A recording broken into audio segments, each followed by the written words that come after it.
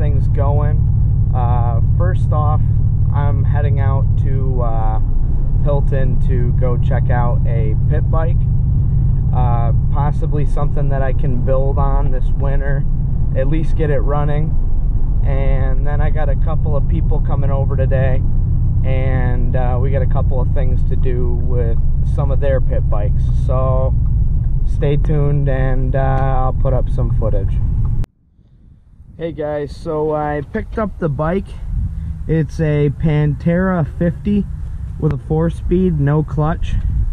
And I mean, it's pretty rough. But I got it for about 80 bucks. He wanted 125. But when you pick something up like this and the guy doesn't really know anything about the engines or anything within maintenance, you just don't know what you're getting. So I'm sure I can go through this with spending minimal money and get it to run and probably even look better. So we'll see how it goes. Alright, so I got the pit bike all set up in the garage. I'm about to tear it all apart. I got Tyler here with his DRZ and Ryan with the SSR 125 clutch. And I'm going to go ahead and put this motor in my... So I got the new engine in and mounted up. There's the old engine. Alright, well, I got the engine wired up and everything. It turns on, turns off, and I just remounted the shock a little bit further back because it sags a lot when I sit on it. It's just not a very good shock. It's a cheap Chinese shock. I did that, and the guy who had this before me fabricated this brake. I'm not sure if you can see it. I went online last night to see if I could find a brake for any pit bike that would work, and I can't find anything anywhere. So I made a spring return on this one with a pipe clamp and whatnot. Jeez, you can't see anything.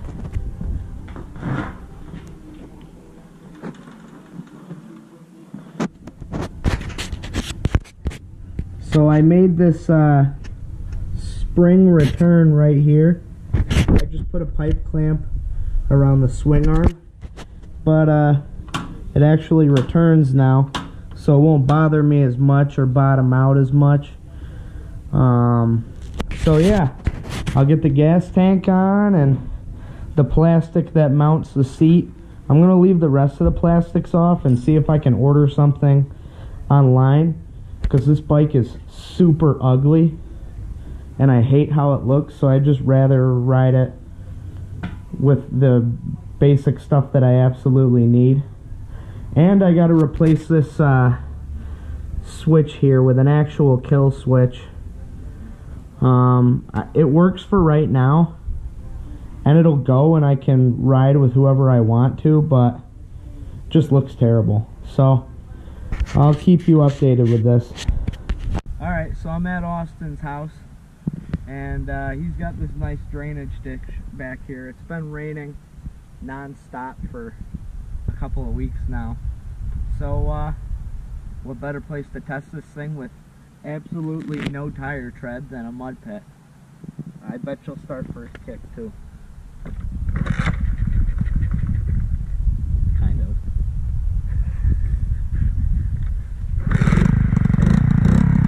Second kick's not bad.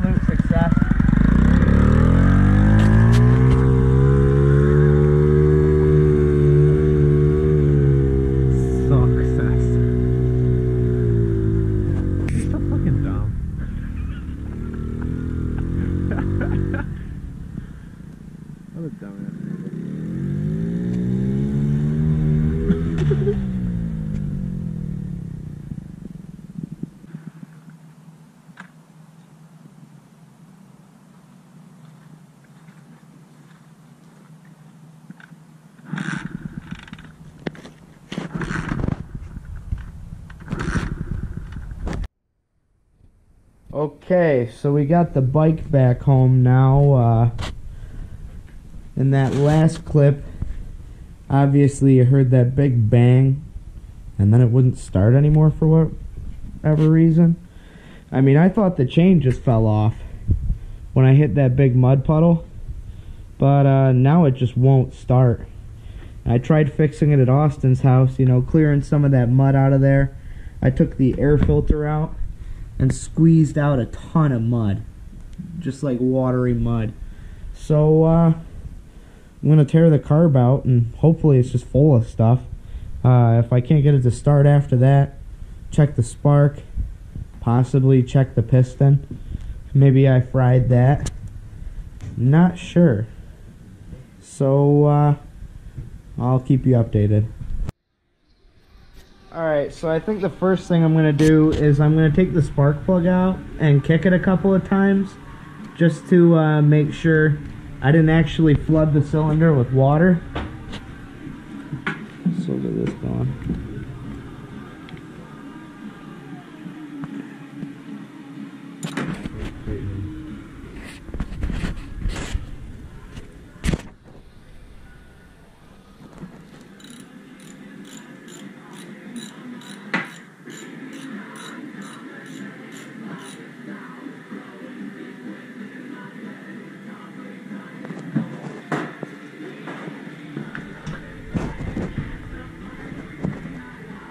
Yeah, it's pretty wet. I think it's definitely getting gas.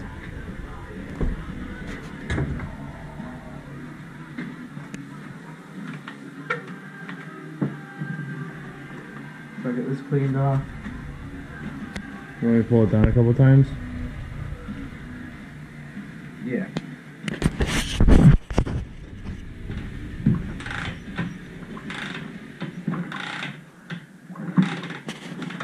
What's that noise? Why don't you try kicking it?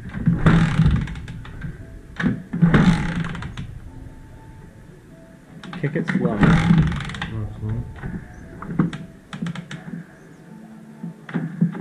there water in here? I don't think so. Because if you listen, it's like... It's squeaking. Here. Let's check the dipstick.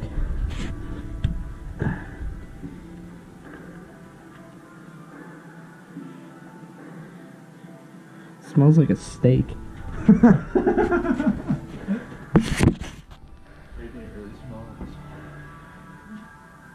let's enjoy it. Not yet, because I'm not convinced I got water in it. Alright, so it looks like we don't have any sparks, so I'm going to take it apart, check all my wiring, dry it out. So, no sparks always fun.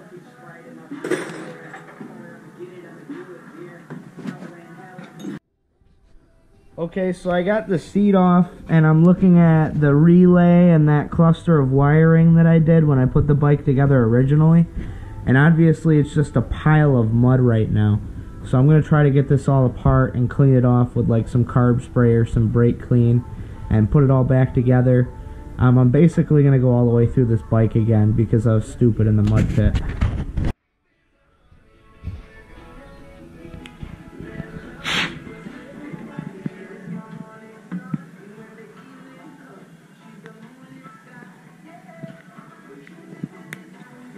I'm pretty sure this is the brain to the whole bike right here. I think it's the CDI. So I got that cleaned out and dielectric greased.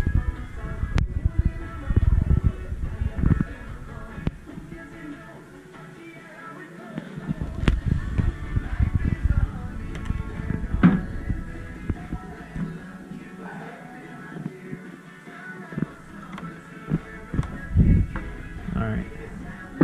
Now let's check these out. because these are just absolutely clobbered. I guess this is the problem with running without a, what do you call it, a fender in the rear. Everything just get caked. So when I set it into that last hole, it was deep. It was a really deep hole. And I just absolutely drenched it. But damn, was it fun.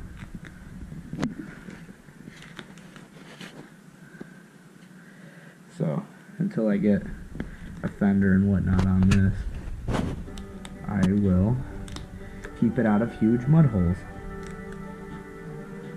I promise.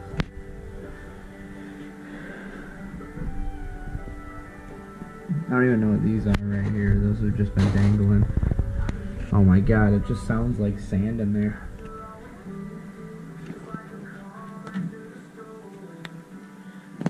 Hold that, I'm going to shoot it with some brake clean.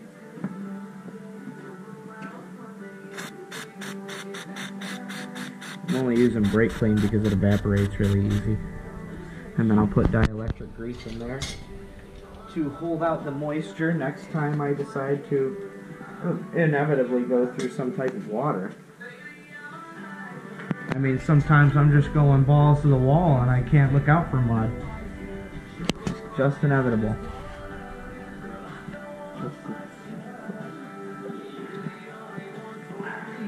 So here's the wiring I did right here originally. I didn't show you much the first time I built it because I just wanted to get it done and I didn't want to film. Pretty legit wiring right here if you ask me. That's a bomb diggity dope. I remember the first time I said something stupid. Fuck you. Alright guys, I had my favorite stupid mechanic, Max. Kiss my ass. I had him take apart the clutch assembly right there, which also holds the flywheel, and we found this. It's fucking mint. Watch your mouth. It's So this is destroyed, but luckily I have this engine right here that I can take parts off of. So hopefully I'll be able to get that all back together. That's probably that huge boom that we heard was the chain flying off and smashing this into a million pieces. So, alright, we'll see what happens.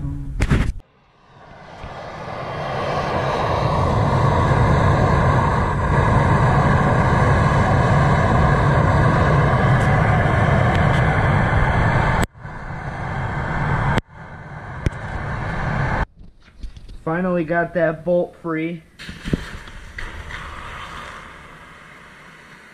Use a little bit of heat.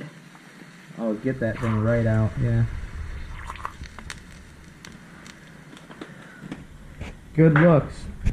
I got the part off of the other one, but it looks like, I don't know, it's just messed up. Definitely botched. So I'm probably going to have to go on Amazon and look up some no-name part, because it's just some Chinese thing and not like I can go to a dealer or anything. So I'll look online tonight.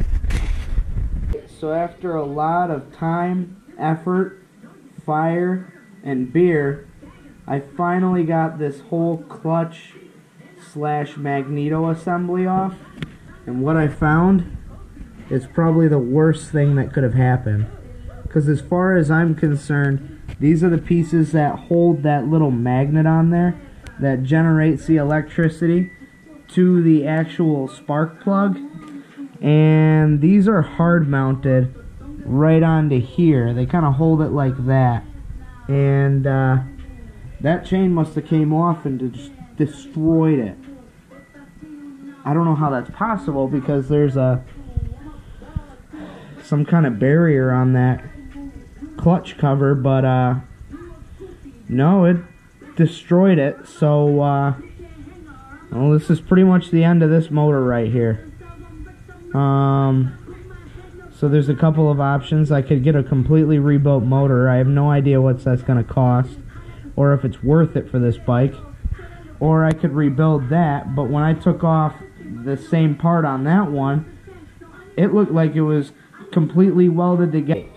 I found this part on Amazon. I actually got it off of the case right here, and it was only like $36, and I'm gonna be able to replace every single piece of wiring with it. Comes with everything, even a kill switch.